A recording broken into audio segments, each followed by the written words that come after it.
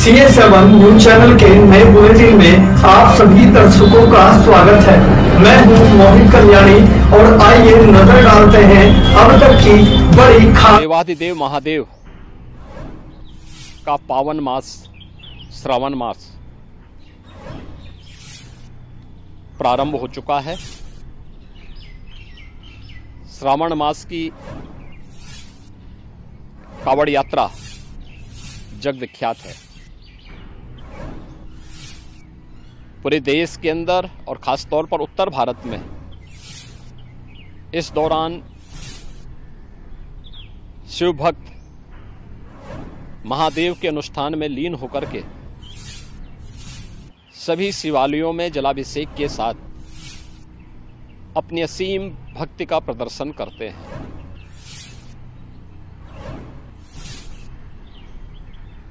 केंद्र और राज्य शासन ने मिलकर के श्रद्धालु जनों की सुरक्षा, उनकी सुविधा, उनकी सुगम और सुरक्षित यात्रा के लिए अनेक प्रबंध किए हैं। कहीं कोई दिक्कत न हो, कहीं कोई अव्यवस्था न फैले, कोई भी उनकी आस्था के साथ खिलवाड़ न करने पाए, इन सब बातों का ध्यान में रख करके प्रयास प्रारंभ किए गए हैं। लेकिन हमें इस बात जरूर ध्यान में रखना होगा, मैं सभी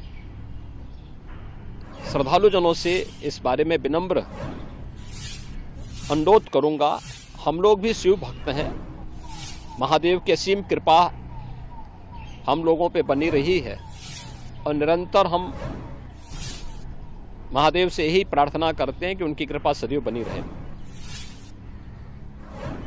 कोई भी पर्व और त्योहार, कोई भी साधना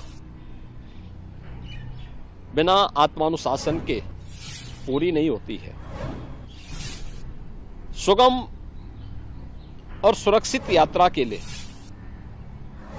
हमें न केवल अंतःकरण से बल्कि बाहरी रूप से भी उस पूरी प्रक्रिया के साथ लीन होना पड़ेगा। शिवो भूत्वा शिवम यजेत। शिव बनने के लिए शिव जैसी साधना भी चाहिए, उस प्रकार का आत्मानुशासन भी चाहिए, और तब यह कावड़ यात्रा न केवल श्रद्धा और विश्वास की प्रतीक के रूप में बल्कि आम जन के व्यापक विश्वास की प्रतीक बनकर के उभरेगी। जैसा कि इस समय हम लोग देख रहे हैं माहौल कि असीम श्रद्धा भाव के साथ जनता जनार्दन, समाज के अलग अलग तबके के लोग उनकी सेवा के लिए तत्परता के साथ कार्य कर रही है। और सरकार ने भी अपने स्तर पर न केवल बेहतरीन पेट्रोलिंग के माध्यम से, स्वच्छता के माध्यम से, स्वास्थ्य की व्यवस्था के माध्यम से शिविर लगा करके भी अनेक प्रयास प्रारंभ किए हैं और आवश्यकता अनुसार ड्रोन और हेलीकॉप्टर से निगरानी और पुष्प वर्षा की व्यवस्था भी इसके लिए की है। मैं सभी शिव भक्तों से अपील करूंगा कि देवादेव महादेव की ये कृपा हम पर बनी रहे।